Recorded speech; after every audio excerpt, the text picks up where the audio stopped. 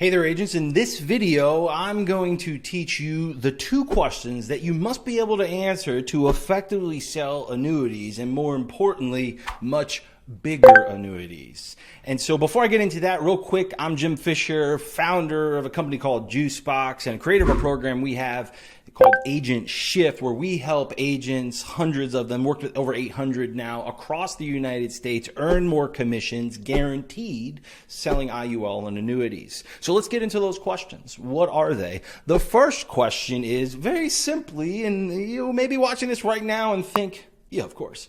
But as someone who works on millions and million dollars of annuity case planning on a weekly basis with our agents, I find that a lot of agents, especially the ones that aren't producing, don't have a sufficient answer to this question. And that first question is, what are we solving for?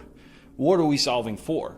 Right? Because what I find is that a lot of agents, especially with our process where we, have a qualifying conversation that leads into something we call an income forecasting session. It builds a financial profile and then starts to do all the retirement math and calculate outcomes and possibilities for clients depending on what their needs are. Are we solving for retiring soon? Are we solving for a better accumulation? Are we solving for the removal of risk or taxes? Right? And our forecaster tool is kind of like a retirement math calculator that positions you for IUL and annuity sales and makes it so that the clients can just see things for themselves rather than you trying to convince them of what reality is. They just see what it is and the possibility of making it better through the solutions that you can provide. Like their problem becomes clear. And that's the tool we use. And I have up on my screen, which prompted me to make this video because I've just seen this come up, so often that I wanted to create this video for you. To answer that question, that first most important one, what are we solving for? And so a lot of agents, they see assets, they uncover assets. They uncover, in this case, is a $500,000 account, there's a $15,000 account, and then there are 2 pension accounts for this prospect that one of our agents had completed in their client profile inside of our forecaster tool. All right. And my first question is, he asked, he's like, well, what can we move? The question was, can we move, what money is movable? And I'll create another video for understanding what assets are up for allocation. What questions do you have to ask, what to consider for you to position yourself for an opportunity to present an annuity and know that it can be utilized, like the money's actually available to be moved and able to be moved into an annuity as the premium.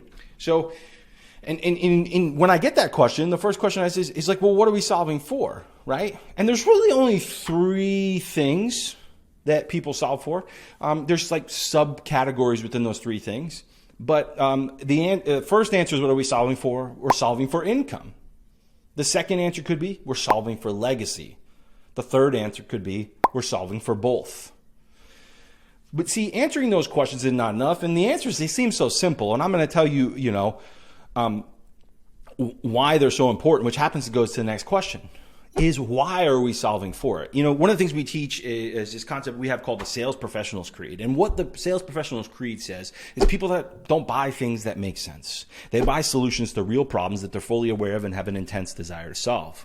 That's the creed. What's the layer deep? If we're a sales professional, then we must take responsibility to uncover problems and make them real by creating mutual awareness through questioning so that the prospect would know that they have this problem and therefore start to develop a stronger desire to solve for it and do so now. It is our responsibility as a sales professional to uncover those problems, make them mutually aware. See, we can't just ask questions that we know that they have a problem and they're still unaware. You won't be able to effectively sell and close your products. They have to become aware. You have to ask questions that get it to surface the insight and say, oh yeah, I should probably do something about that. Like they need to be having those thoughts. That is meaning they're aware that this is a problem that is big enough, strong enough, painful enough, uncomfortable enough for them to do something about, right? So we have to make them problem aware. We have to have mutual awareness of problem. And then we have to start to acknowledge solutions to that problem such that when we get to the point of presenting a solution, it feels like that perfect puzzle piece of relief. Like when I hold up my puzzle piece and they see the shape of it and they see the colors on all the pieces, just like when you're building a puzzle, they're already holding this other one in front of their mind and they just see how it goes like this and it just fits together. They urgently move towards it because they're fully aware. This is a sequential process that we have to take people to. Because if you just say, like this agent may have, and there's $500,000 here in this account, and you immediately just go, 500,000, annuity. I can protect that money. I should protect that money. That's what they should be doing. They should protect that money.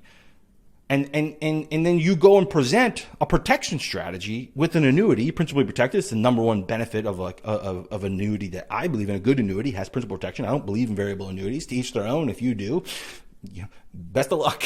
I don't. I believe that money earned ethically is a byproduct of value creation. I believe the value in annuity is the trade-off one makes for the contractual surrender period. That commitment period of the surrender period is a trade-off for the benefit of lifelong principal protection for the life of the account. Right? If I commit for this surrender period, I get principal protection for life.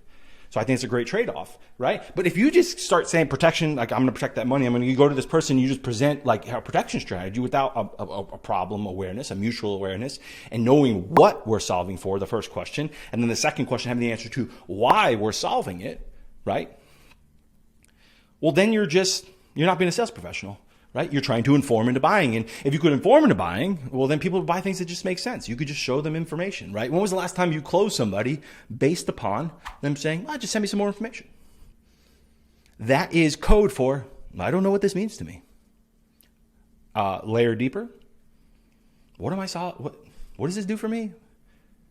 Do I need this? AKA, I don't know. What problem is this solving? They're not saying those language because that's not their language. That's the psychology playing out in their head, right? And so we have to uncover real problems. We have to know what we're solving for. And then we have to know why we're solving for it. And we have to know that both in two ways, objectively and subjectively, because people buy on emotion and justify with logic. They buy on the internal meaning, the subjective, the meaning they hold to it, and then they justify in the close to how it logically makes sense against that internal desire, right? And so when we understand the why, and we gather this all in our qualifying step, or we should be, right, that initial conversation prior to starting to articulate the problem in a very clear way, we use our forecaster to do that inside our Agent Shift program. And, when we articulate in that very clear way, then they see the problem for themselves. It's kind of like, we call it standing in front of the financial mirror, right? And so they know they can say, oh, this doesn't look the way I want it to, right? And so that becomes the first objective why, because we can say, hey, listen, in this forecast I have up on the screen here that prompted this video that I wanted to make for you to uncover the strategy of the two questions you have to have answered is that you, when you can do the math for them, you can say to them, right, hey, listen, you're currently making $130,000 a year, and given all your assets and commonly accepted financial planning principles like safe withdrawal rate and the 30-year inflation-adjusted average growth rate, you're looking at your income reducing by 51% in retirement. Is that okay, or did you not realize that that's the direction you're heading? Oh, no, I didn't want that. Objective. Right? Subjective. I don't want that outcome. Objective. This is your outcome. Right? Here's the facts based on commonly accepted financial planning principles. This is what your income is going to forecast to with your assets and understanding safe withdrawal rates and average growth rates over the next 5 years until you plan to retire. That's assuming that we just keep going up and we don't experience any more downturns. If we experience any more downturns, well, then we really need a strategy that's going to maximize income and reduce risk, don't we? Yes, we do, right? I just gave another depth to the why and the subjective. Yeah, risk is something I need to solve for, and so is maximizing income. So now that I know, right? Now that I know what we're solving for, it's income. Why are we solving for it? Because his income in the current forecast of income is a 51% reduction. And, once I showed that to the client, he realized that he needs to be at least around 80,000, not 51,000, right? Or whatever the number is. It's like, okay, well, now I know another layer to the what. I need more income. And what exactly is more? It's $30,000 more. I need to find a way to maximize my income by that amount. Well, we need to find a way that we can withdraw at a higher rate without any more risk. I mean, annuities might be good. A fixed index annuity, could be good, right? And so to solve for that problem, and you can see it completely flips the frame because we are now solving for something. We're not just presenting products to people because that's informing into buying and good luck. That's why you're not closing.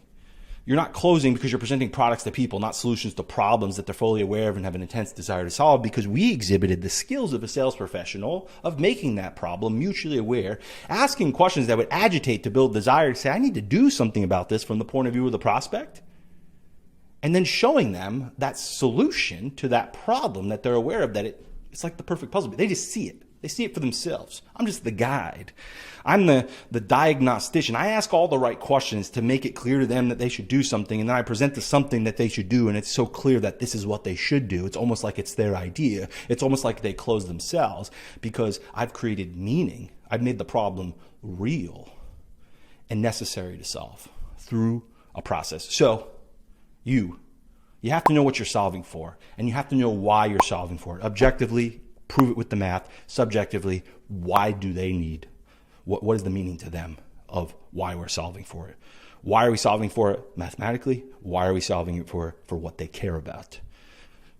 By an emotion, justify on logic. You do those 2 layers of why, and you know what we're solving for. Because listen, you can't answer the question, is this movable? Because then the next question is, well, how much and why are we moving it? Well, that goes back to, what are we solving for? Well, we're solving for income. We're going to move that money because we're going to get you more income than what you currently have. Very logical. Why do we need more income? Well, because you said you couldn't live on what you had. Meaningful, emotional, real. The benefit is the story behind the feature, right? The subjective why is like, what does this mean to you? So you can what? You pass this so what test, right? Because if you don't pass the so what test, the prospect is you're probably presenting product to people, and they're probably going, yeah, but so what? As in, then what does that mean? Why do I care?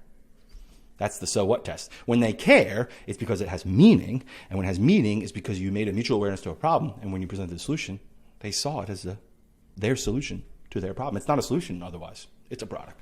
It's a good idea. It's interesting, So where we started with annuity, protection. Now we had real meaning. So it's not protection for the sake of protection because I think that's a good thing and I should convince everyone. That's the old way of selling. Stay on the surface. Just try to convince and persuade. Good luck. Maybe you're good enough to do it, but man, it doesn't feel good. And your cases will be a lot smaller because they're now parting with as little as they can rather than solving for the solution in the ultimate way possible. That's how you get bigger cases because it's very clear on what we're doing. And then when you know what and why, the prospect says, well, how much can I do rather than how much can I do to get started, right? It's not from a place of scarcity, a place from abundance because it's seizing what matters to them. So those are the 2 questions that you need to ask. If you have any thoughts about it, join us in the comments. If you'd like more videos like this, hit subscribe. If you like this video, would you drop a like? That'd be helpful. We'll see you in the next one.